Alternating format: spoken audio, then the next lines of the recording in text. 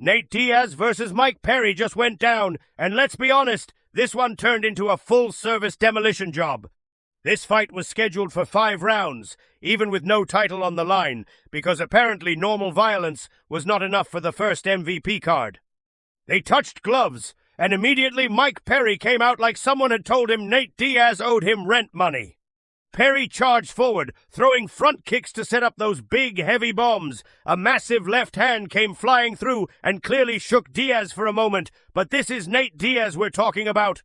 The man has been hit by everything except a folding chair, so he gathered himself and started pumping out that classic Stockton jab. Perry, though, was not interested in a technical chess match. He was all over Diaz, throwing elbows, pressure, and bad intentions. Diaz managed to flip Perry over his shoulder and throw him to the mat, reminding everyone that yes, there is still some grappling software installed in the Diaz operating system. But Perry recovered quickly and started dropping punches from top position. Diaz immediately attacked with an armbar, then transitioned into a knee bar, because even while getting beaten up, Nate Diaz is still Nate Diaz. Perry escaped, stood up, and told him to get back on his feet. And from there, things got ugly. Perry started ripping shots to the body, folding Diaz over with every punch. Then came a knee straight to the nose, and suddenly Diaz was wearing the kind of facial expression you only see when someone realizes the Uber surge price is 4.8x.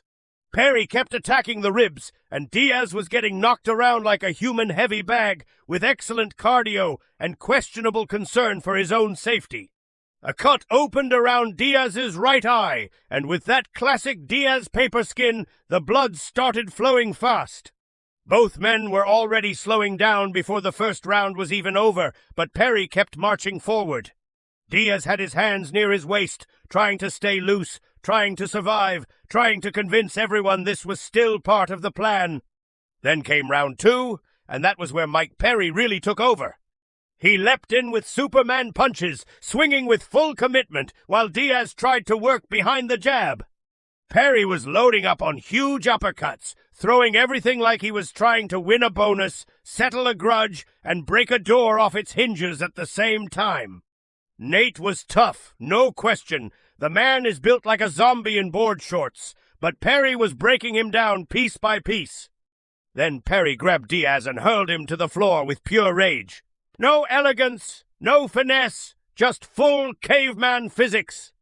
He crouched over Diaz and started landing ground and pound while Diaz tried to weather the storm. When Diaz got back up, his head came out of a pool of blood on the canvas. That is never a sentence you want to hear in a fight unless you are commentating a horror movie. Perry kept pouring it on with body shots, head shots, and relentless pressure. Diaz's face was becoming harder and harder to recognize, which, to be fair, is unfortunately a recurring theme in many Nate Diaz fights. As Diaz leaned against the cage, Perry started winging right hands and then blasted him with a knee that dropped him right at the bell.